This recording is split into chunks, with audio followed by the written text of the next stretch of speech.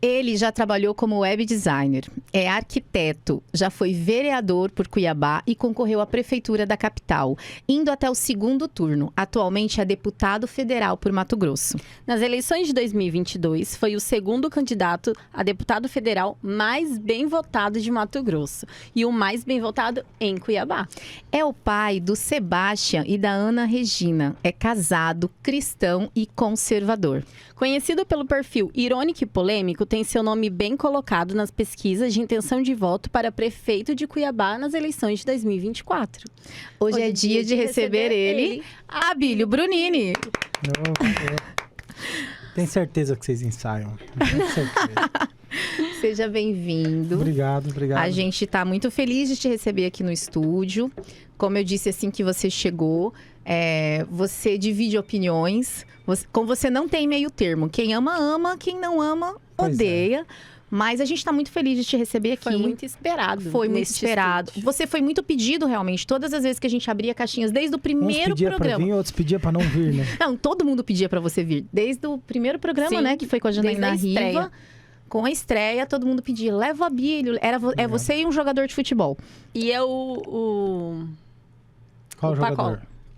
O Pacola também. A galera pede o Pacola. A galera gosta da polêmica, né? Já percebeu, né?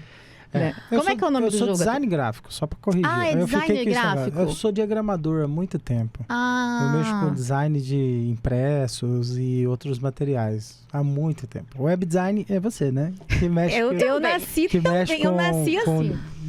Sites pra web, né? E coisa e tal. Isso. A Web Flávia começou com web designer. Eu tava lendo em alguma matéria, acho que alguém comentou, você tá ganhando a vida como web designer. Aí eu achei que era isso. Mas você é designer gráfico. Sou designer gráfico com muito prazer, sabe? Eu comecei aos 16 anos fazendo artes para as igrejas. Fazia aquele cartaz de igreja, sabe? Aquelas propagandas de igreja. Aí depois eu virei diagramador de revistas, de jornais, de livros. Calma. Vamos começar. Do começo. Vamos começar do começo. Vamos lá. Você é cuiabano, Sim. Seus filhos são cuiabanos. Também. Vocês são sempre daqui, você sempre morou aqui. A gente quer saber um pouquinho da sua infância, dos seus pais. Sou um nômade. Eu já morei no CPA, morei no Copa Mil, morei no Parque Cuiabá, morei no Santa Terezinha, morei no Porto, nômade em Cuiabá, em várias cidades. É um nômade cuiabano. Além de Cuiabá, eu morei ali em Maringá, morei em Porto Alegre e é isso. Já andamos um pouquinho. Já tive um tempo em São Paulo e atualmente eu moro em Cuiabá, em Brasília. Sim. E você é filho único, tem irmãos? Somos 5, éramos 6. O Wesley, que foi um dos nossos irmãos, ele faleceu num acidente de moto. Mas antes do Wesley, a gente, por ordem, né? Sou eu, o Anderson, a Carol, aí o Wesley, o William e Karina. Então você tem 5 irmãos. 5 irmãos. Seus pais também são cuiabanos? Não, meu pai, ele vem de Minas Gerais, junto com meu avô. Minha mãe é de São Paulo, com uma família italiana. Então, do lado da mãe, eu sou Brunini. Do lado do pai, Mulmer Ribeiro.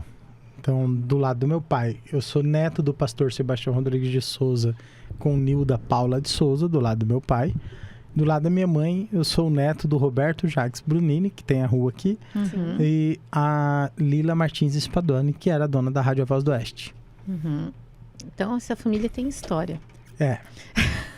E como que era dentro de casa? Como foi sua criação? Porque você se define como cristão, conservador. Isso é teu, isso vem de família, né? Mesmo você tendo dito. Mas quando pai e mãe casam, são duas realidades diferentes.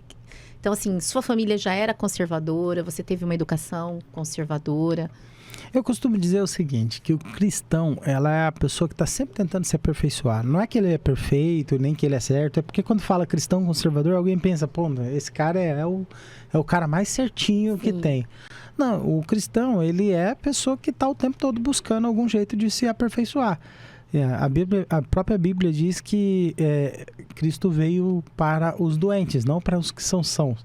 Então nós temos um monte de defeito E a partir do cristianismo, da nossa fé, de ir na igreja, a gente vai sempre pedir perdão pelos nossos pecados, Né? e tentar melhorar a nossa vida. Então, sempre, principalmente porque meu avô era o pastor Sebastião, pastor da igreja, a gente começou ali como cristão, mas eu já tive meu tempo fora da igreja e depois eu voltei por conta própria mesmo, eu escolhi voltar, eu falei, bom, eu tenho que seguir esse caminho. A Samantha me botou no jeito muito, sabe? Eu já fui meio que dava um pouco de trabalho, é isso. Acho que todo cara que casou, ele sabe como que é. A esposa põe a gente na linha, né? E a Samantha realmente ela é a principal responsável de eu ter uma mudança de comportamento muito radical. Como arquiteto, faculdade, tudo a gente sempre bagunça, né? Mas hoje a gente tem um comportamento muito diferente. E como que a Samantha chegou? Cara, a Samantha, ela veio da internet, de certa forma do Orkut. Olha. Mas principalmente por um amigo, o Ivan, Carlos Ivan. Ele conheceu ela numa venda de veículos e coisa e tal. E ele falou, olha, ela tem Orkut, você tem Orkut, os dois são muito ligados às internet. Nós tínhamos temas em comum e aí a gente foi se conhecendo, marcamos muito de conversar na época. Vocês não vão saber, vocês são muito novas, não vão conhecer o Mirk e coisa Gente, e tal. eu conheço o Mirk, o Vocês não vão ICQ, saber esse aqui. Mirk, ICQ, MSN, Vocês não entendeu? vão conhecer isso, É, mas eu então, conheço. na época, eu e a Samantha, a gente começou a conversar pelo MSN e marcamos de se encontrar. E acho que a gente se encontrou, acho que uma das primeiras vezes foi no estacionamento do Modelo. O Modelo ainda funcionava, o Modelo do Porto. E lá foi os nossos primeiros encontros. Ai, e daí que lugar, a gente construiu uma vida. que lugar peculiar, É porque como estacionamento você tá do conhecendo ar. uma pessoa da internet, você marca num lugar Lugar público, público. né? Importante. Vai que, Isso né? é válido até É hoje. válido até hoje, vai né? que, né? É. E não tinha shopping estação e nem nada. Os outros shoppings a gente... A gente só tinha, acho que É. o Goiabeiras. tinha Acho que mal Goiabeiras a gente e tal, tinha o mas... Três Américas. Então, enfim, a gente marcou de conhecer lá e acabamos conhecendo e depois fomos tendo outros encontros até que a gente casou. Casamos muito rápido. Tivemos, acho que 6 ou 9 meses de namoro e noivado e depois o casamento. Nossa, E hoje você tem que quanto tempo de amor. casados? Nós estamos com 17 anos. 17 E anos, juntos? 2 filhos. O Sebastian com 3 anos agora, que nasceu na eleição de 2020. Na eleição mesmo. Né? E a Ana Regina, que praticamente nasceu na eleição de 2022. Então a Ana Regina faz ano que vem, em março, 2 aninhos. 2 anos, e o Sebastian tá com 3. E ano que vem vamos ter outro, gente, que aí tem eleição de novo ano que vem. Porque, né, Então, essas crianças são do pleito. Vamos Pleito esperar o voto eleitoral. impresso agora. Tem 17 anos que vocês estão casados. Ela falou que tem 20 anos que vocês estão juntos, né? 17, 18 anos que a gente tá casados.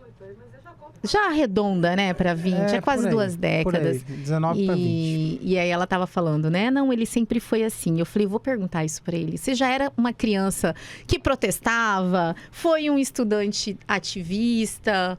Como que era você, assim, na adolescência? Eu tinha esse sentimento político, mas não participava da política. Eu tive uma frustração muito grande. Meu pai foi candidato a vereador 2 vezes.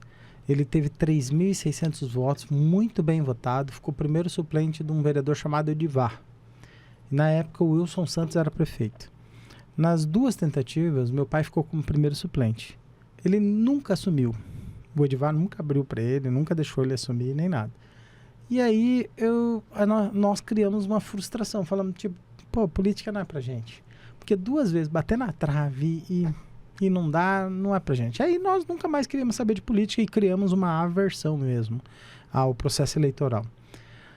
E nisso, na faculdade de arquitetura, que eu fui entrar para arquitetura por causa do meu avô. Meu avô queria que eu entendesse de projetos e eu desenhava muito bem. O design gráfico te dá uma certa noção, questão de layout, design. E eu sou bom de desenho, então tinha essa mistura. E meu avô queria que eu fizesse os projetos da igreja e de outros lugares. Quando eu comecei a fazer o curso, a gente tem uma parte do curso chamado urbanismo, que é a discussão da cidade. E aí eu comecei a me envolver mais sobre a percepção da cidade, as desigualdades da cidade, o que é os 4 principais princípios da cidade. entender de planejamento urbano, entender do que é uma área de lazer, da necessidade da conexão com uma mobilidade urbana, do espaço do trabalho, do lazer, da moradia. E a gente começa a conviver com todas essas linguagens, não tem como você não começar a discutir política. Uhum. E aí eu comecei a discutir política, mas não com viés eleitoral, mas sim planejamento urbano. E em 2013 eu tive uma audiência pública da Prefeitura de Cuiabá, o Mauro era prefeito, inclusive. E naquela audiência eu era contra o desmatamento de da mata ciliar, que é as margens do rio. Todo mundo que entende um pouquinho de ecologia ou de meio ambiente não vai concordar em desmatar a margem de rio. E nisso eu comecei a falar, não precisa, existem alternativas de fazer projetos e tal. E o secretário, que eu não vou mais citar o nome dele, não, já citei em várias outras entrevistas, mas o secretário da época perguntou quem era eu. Quem é você? Eu era um cara que estava terminando o curso de arquitetura. Terminei em 2012, então estava terminando o curso de arquitetura. E ele falou, olha, quando você for alguma pessoa, quando você for alguém, você vem aqui dar opinião. Mas que abusado, ele falou isso? Eu não sei nem quem é. Então, mas achei abusado. Aí ele falou, quando então você... ele como cidadão não tem direito sobre a cidade que ele vive, né? Na época não, porque eles achavam que só as entidades e só as associações e só os representantes podiam colaborar e um cidadão não. Eu falei, um dia eu vou ser alguém e vou arrancar você daí. Você falou? Falei, um dia eu vou ser alguém e vou arrancar você daí. Quando eu virei vereador, isso foi 5 anos depois, ele já não estava mais, não tinha mais esse propósito também, nem nada disso. Mas isso me chamou a atenção por vontade de entrar para a política. Aí veio as manifestações de 2013, fora a Dilma, vamos para a rua, e aquela motivação e tal. E aí em 2014 a Dilma ganhou e todo mundo ficou frustrado. Falou, putz, como que a Dilma levou com tanta gente para a rua, não é só 20 centavos, e manifestação, e a Dilma levou aquela eleição. Não, era inacreditável. E aí desanimamos. Aí o que eu fiz? Eu abri um programa, que nem vocês fizeram. Eu abri um programa de rádio, chamada Igreja e a Ética Política, onde falava sobre política, a ética e o papel da igreja no meio disso tudo. Era como se você falasse religião e política e futebol não se discute. Eu falei, não, eu vou discutir todas essas coisas. E comecei a falar sobre a conscientização, a importância do voto, não vender o voto, as pessoas entenderem que só vão conseguir mudar as coisas pela política e tal. E numa dessas o Bolsonaro foi lá. E o Bolsonaro, ele era deputado ainda, não era nem candidato, porque era 2015 para 2016. E ele me convidou a filiar no partido dele, ser candidato a vereador pelo partido dele, num evento que ia até à noite, lá no Hotel Ritz Pantanal. Onde depois ele conta que ele conversou com o porteiro do hotel, que falou o que era mais fácil, ele virar presidente, porque o porteiro estava tirando sarro que ele queria ser presidente e tal. Então, lá eu me filiei. Em 2016 eu fui candidato pela primeira vez e ganhei em primeiro lugar no meu partido. Quando eu ganhei para vereador, meu sonho era, vou arborizar a cidade. Arquiteto, urbanista, vou encher de... Eu não era inimigo de ninguém, assim, publicamente, até porque não tinha nada para ser inimigo de ninguém, de certa forma, não tinha essa experiência política de ser oposição de ninguém, de nada. Então, eu pensei, eu sou arquiteto, eu sou ciclista, eu vou virar vereador, eu vou fazer o maior programa de arborização de Cuiabá, porque é muito quente, precisamos melhorar. Eu já tinha feito manifestações em 2013, lá em frente ao Pantanal Shopping, contra o corte daquelas árvores, falando que não ia dar tempo de fazer o VLT. Tem uma época que uma jornalista da TV Centro-América estava entrevistando o secretário da Secopa e eu com um tronco de árvore nas costas, assim, atrás dele, falando, não vai ter VLT, não vai sair. Em 2013. Louco mesmo. E aí... Mudamos! E aí, nessa situação, quando eu entrei, a ideia era arborizar e fazer ciclovia. E aí, com um mês e meio de mandato de vereador, o prefeito mandou um recado que se eu não votasse as coisas que eles queriam que eu votasse, eu seria oposição, porque não existia meio termo. Não tem independente, uma pessoa que vota o que é bom e o que é ruim. Quem foi o prefeito que te deu esse recado? Era o Emanuel. Aí, antes mesmo do vídeo do paletó, nem nada, eu falei, já que é para ser oposição, eu sou oposição. Já que vocês só entendem essa linguagem, então eu sou oposição. E me declarei oposição com um mês de mandato. Muita gente falou, olha, você não está entendendo, você está deixando de participar da prefeitura, de ter as coisas da prefeitura, de ter os benefícios da prefeitura. E são muitos os benefícios. Mas eu decidi naquele momento, com 1 mês de mandato, que eu não me subjugaria a uma pessoa que faria chantagem comigo. Eu falei, não. Eu nunca aceitei chantagem. Então, assim, com ninguém. Se a O pessoa... racha com o Manuel foi aí. Se a pessoa me chantagear, eu tenho uma escolha. Eu vou virar refém dessa pessoa pro resto da vida. Porque a chantagem não vai parar. Ela não vai para, parar, ela só calma. aumenta. Então, e eu sempre tive essa visão. Então, assim, ou eu vou virar refém dessa pessoa, ou eu vou seguir meu caminho. E ele, já com 1 mês de mandato, eu decidi seguir meu caminho. Aí, eu acho que eu fui o primeiro a me declarar oposição. Uhum. E depois foi vindo outros vereadores. E aí veio o vídeo do Paletó, que aí massificou. Você tá entendendo? E aí depois do vídeo do Paletó, eu fui presidente do CPI da Saúde e etc. Eu fui cassado, voltei, aquela coisa toda. Bom, a gente já foi falar de política porque a gente já pulou um monte de coisa Perguntei. que era para falar. Eu quero falar do Sebastian, que ser pai, né, ser mãe pela primeira vez já tem toda essa carga emocional de ser a primeira vez, porque ninguém prepara a gente para ser pai e ser mãe, né? Uhum. E aí o Sebastian nasce com lábios leporinos, nasce em meio da eleição, naquela Furacão. né? Como é que foi isso para vocês? Como que vocês... a gente acompanhou muito pelas redes sociais, né? Eu acho que ali o vento bateu pela primeira vez na cortina e a gente viu o Abílio ser humano atrás, né? Queria que você contasse um pouquinho como foi isso, assim. Não é fácil, não. Não é fácil. Primeiro porque foi uma sequência de coisas. 2020, assim, foi o melhor e pior ano da minha vida ao mesmo tempo. E era como se houvesse uma fusão do multiverso, do Abílio feliz e do Abílio triste, tivesse uma colisão desses dois universos, numa imersão de sentimentos num ano só. Então, quando as pessoas me vê muito nervoso, não cumprimentando o jornalista, ou o Dorileu, ou tudo mais, não sabia o estresse emocional que eu estava passando naquele momento como um todo. Em 2020, eu soube que eu seria cassado, e no dia que eu fui cassado, no mesmo dia que eu fui cassado, eu cheguei em casa, a Samantha fala, eu tô grávida. Então, assim... Montanha-russa. Bico pra cima, bico pra baixo. E eu cheguei no meu avô e falei, vô, fui cassado. Ele, meus parabéns por ter sido cassado. Você, pai, meus parabéns por ser pai. E você não tem previsão de quando você ia voltar e todo aquele turbilhão e uma gestação e uma série de coisas. E isso veio. Passou 3 meses, ela já estava com 3 meses de gestação e eu voltei. E aí tem a euforia de voltar, né? E toda essa situação. E depois vem uma pandemia, não planejada. E nessa pandemia, meu avô se vai, meu tio se vai. Meu avô, pastor Sebastião, morreu de Covid. Ele se recusava a não atender as pessoas. Então as pessoas ficavam doentes, elas iam para qualquer lugar buscar socorro. Ninguém dava socorro para essas pessoas, ela ia nos pastores. Os pastores com a missão de orar. Muitos pastores morreram por orar por pessoas que estavam doentes. O pastor Sebastião é uma dessas. O pastor Rubens, que era o vice-presidente, outra dessas pessoas, morreu antes do meu avô 1 semana. Então ele era o vice-presidente da igreja, morreu 1 semana antes. Meu avô morreu na outra semana. E aí passou um pouquinho, morreu uma prima. E morreu minha sogra também, mas não de Covid, mas de um infarto. Tudo no mesmo ano. E aí chega e tudo esse turbilhão de sentimentos, e eu tô na campanha, o pessoal me batendo, inventando fake news e tudo mais, e minha esposa com 9 meses de gestação.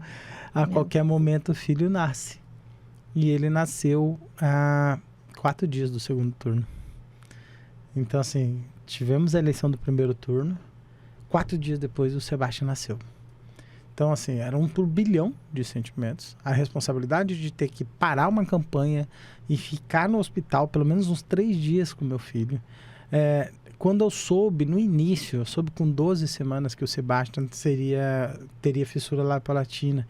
Então, foi 8 meses de gestação, orando a Deus, pedindo a Deus, por favor, Deus, não deixa que meu filho nasça com fissura, porque a gente não sabia o que fazer, não sabia onde correr. e buscando apoio. E aí minha esposa vai no Júlio Miller, que falaram que era uma grande referência, vai no HGU, e a gente começa a procurar lugares para isso. Então aqui, sabe o turbilhão? Você perde parente, você tá preocupado como que seu filho vai nascer, quais as situações. E ao mesmo tempo tem um cara falando que você roubou uma palmeira de uma igreja. Sabe a raiva que isso te dá? Porque eu, como arquiteto, eu projetei uma igreja com 2 palmeiras na frente da igreja. Aí alguém passou lá, tirou um vídeo, fez um vídeo mostrando que tinha uma palmeira e a outra, ela estava sendo instalada. E aí depois ele passa numa casa que tem uma palmeira, eu moro em apartamento. Passa numa casa que tinha uma palmeira parecida com a da igreja que a gente estava fazendo e falou que eu tinha roubado a palmeira da igreja para colocar numa outra casa que seria a minha casa. E a outra palmeira da igreja estava lá. E aí eu, com esse turbilhão todo de sentimento, tendo que explicar que não roubei palmeira. Com esse turbilhão todo de sentimento, os caras pegaram um senhorzinho lá do CPA, falaram que era meu padrasto e que eu batia no meu padrasto. E eu tinha que gravar um vídeo com o meu verdadeiro padrasto para mostrar que o verdadeiro padrasto estava ali do meu lado, o outro era fake. Então era uma mistura de sentimentos que é muito difícil. É muito difícil de você ter um emocional tão bem ajustado para você não sofrer com tudo isso. E aí as pessoas na internet, você sabe, você viu um pouquinho dos haters, né, do que é minha vida, você viu um pouquinho do que é ser atacado. Mas uma parcela disso daí na campanha, ela é muito forte, é muita mentira, muito ataque, é muito forte durante uma campanha. E tinha todo um pessoal da prefeitura preocupado em perder o emprego, que viraram militantes assim, ávidos. Eles não estavam mais lutando pelo Abílio e Manuel, eles estavam lutando pelo emprego deles. Então era o emprego deles, o sustento deles versus o Abílio que poderia virar prefeito. Então eles saíam mentindo, saíam fazendo de tudo que podia fazer para salvar o emprego deles. Porque alguém falou para eles que eu tinha dito que ia mandar 3 mil servidores embora. Eu lembro disso. Então, olha o turbilhão de situações. E aí as coisas explodiram de todas as formas possíveis e eu fico até feliz de ter passado por tudo isso e ter mantido a sanidade, porque seria muito difícil, muito difícil. E você atribui, assim, começar a falar das perguntas das vozes da minha cabeça. Só mais um detalhe. Ah. O Sebastião, eu acho que foi a melhor coisa que aconteceu no ano de 2020 em tudo isso. Pelo seguinte, o Sebastião, ele me tirou do pensamento de qualquer outra coisa para pensar só nele. Até porque não tinha outra coisa para pensar, não tinha como pensar em outra coisa.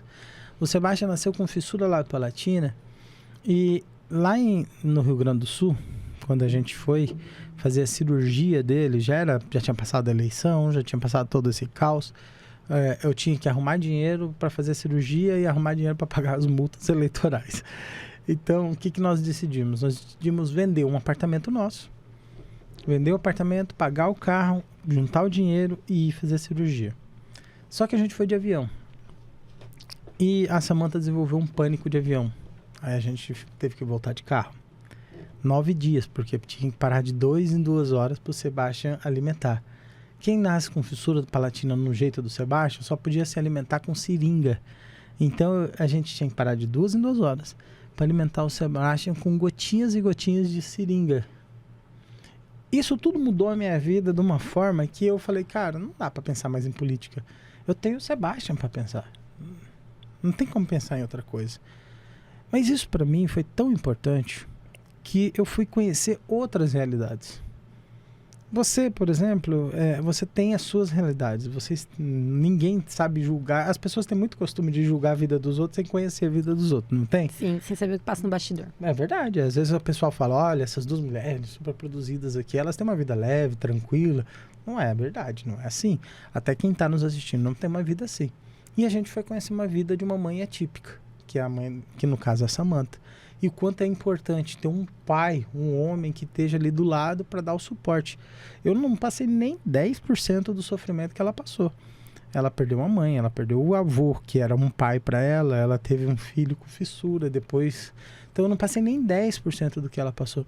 Mas eu fico pensando, e as mães que são abandonadas pelos maridos num caso de mãe atípica que nem essa, como que essas mães passam? que não tem um suporte. E às vezes ela fugiu de casa porque não foi uma coisa tão... Então, eu acho que o mundo me deu uma oportunidade, e Deus me dá a oportunidade de poder olhar cada dificuldade com outro olhar e encontrar nessa dificuldade uma forma de ajudar as outras pessoas a passar por ela. Então, foi isso.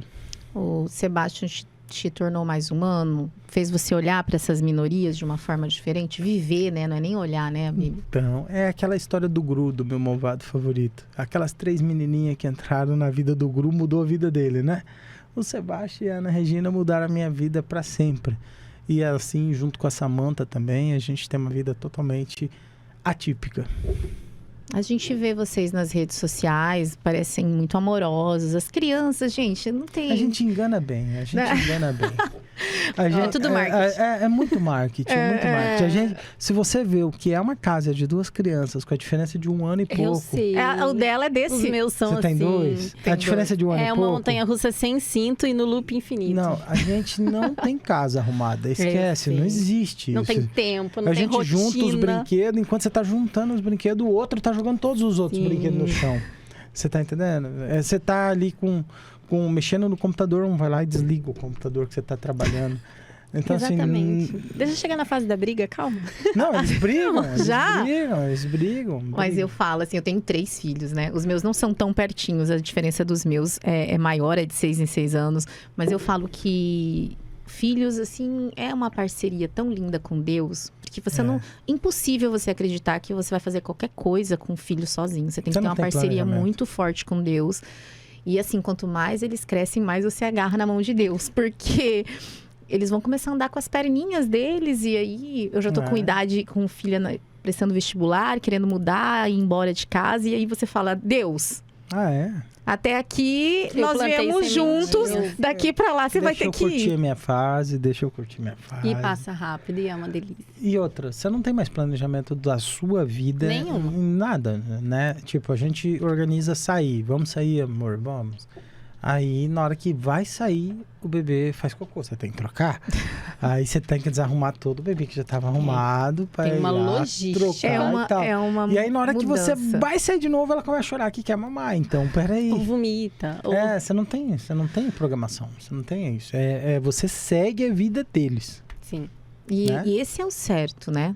Eu acredito que esse é o certo. Você tá presente, tá ali, tá vivendo isso, porque passa muito rápido. Né? E o que fica é essa memória de ter construído isso junto, porque isso cria memória afetiva na criança. Eu acredito muito nisso, criei os meus assim. Né? Mas acredite, com a diferença de 1 ano, a coisa é muito mais... Ela fala, irmã, você sempre chega atrasada nos lugares. Mas não tem como eu chegar pontual nos lugares. A gente começa 2 horas antes de se arrumar lá em casa, mas ainda a gente chega 1 hora atrasada. Porque não tem como. Com 2 crianças pequenas. Mas tem uma lição importante que eu tenho observado sempre. Sempre que eu vou num hospital, numa UPA, alguma coisa, eu tenho procurado bastante observar o comportamento das pessoas, para entender o cotidiano delas. E nisso eu tenho reparado o seguinte. A vida, ela tem 2 fases muito importantes. Quando a gente nasce, a gente é muito dependente de alguém para cuidar da gente. E quando a gente tá morrendo, a gente é muito dependente de alguém para cuidar da gente também. Então, muitas das vezes, é os pais cuidando das crianças quando eles nascem, mas quando você tá morrendo, vai ser seus filhos cuidando de você. E a gente tem que trabalhar o máximo possível para ser um bom pai, um bom exemplo, para sempre ter eles por perto. O meu avô faleceu em 2020, mas nos últimos 3 anos ele estava fazendo processos de saúde, cirurgia e tudo mais. E meu pai largou a vida dele para cuidar do meu avô. Isso foi um grande exemplo para mim. Tipo, separar a sua vida, a vida profissional e falar, não, eu tenho que cuidar do meu pai. Você escolher a família, né? Eu acho que é importante a gente ter essa visão. Porque tudo passa tão rápido e as memórias vai ficando, né? Você tem as suas memórias de quando seus filhos eram pequenos. Eu terei as minhas também, de ter cuidado de tudo eles.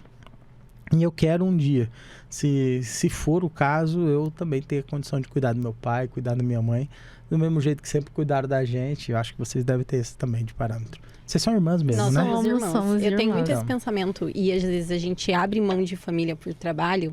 Mas não vai adiantar você ter 2 milhões, 10 milhões na sua conta se quando você estiver lá sozinho, te bastar só o dinheiro. Você tiver só o dinheiro. Não E muda você vai nada. morrer sozinha, rica, sozinha. Você vai Sem ficar triste em Cancún.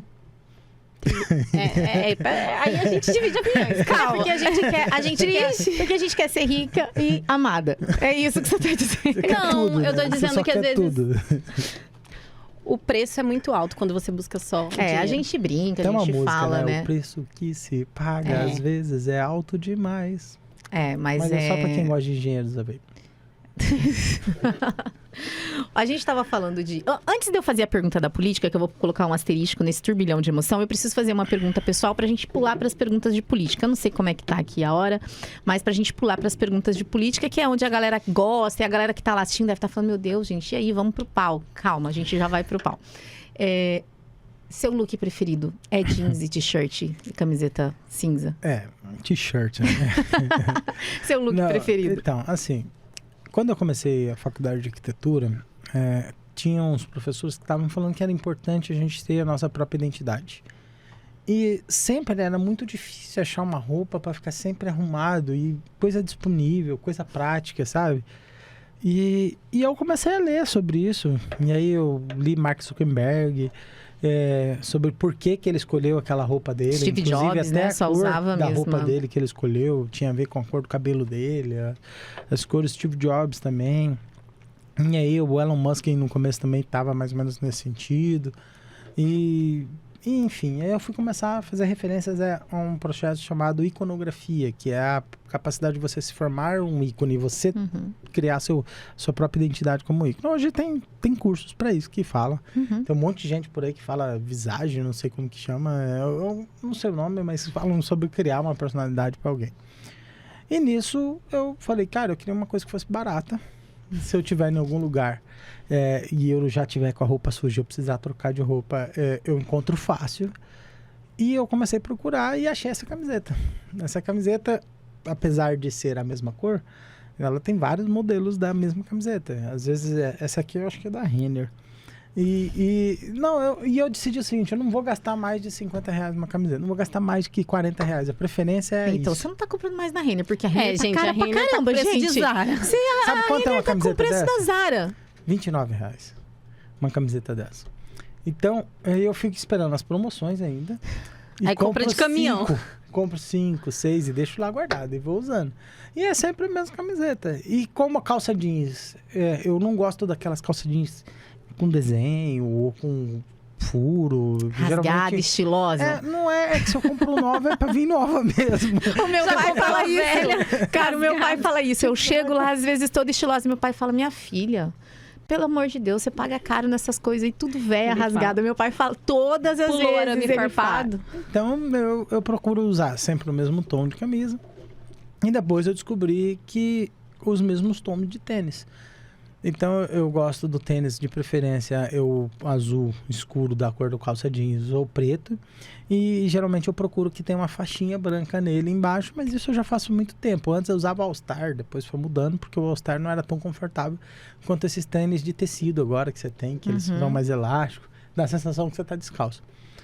E eu nunca gostei de marca, então assim, eu nunca estava preocupado se tinha marca, se não tinha marca. Então, eu desenvolvi... Samantha deve ser a mulher que menos se preocupa pra dar presente pro marido dela. A camisa, Porque uma camiseta tranquilo. cinza. Nada.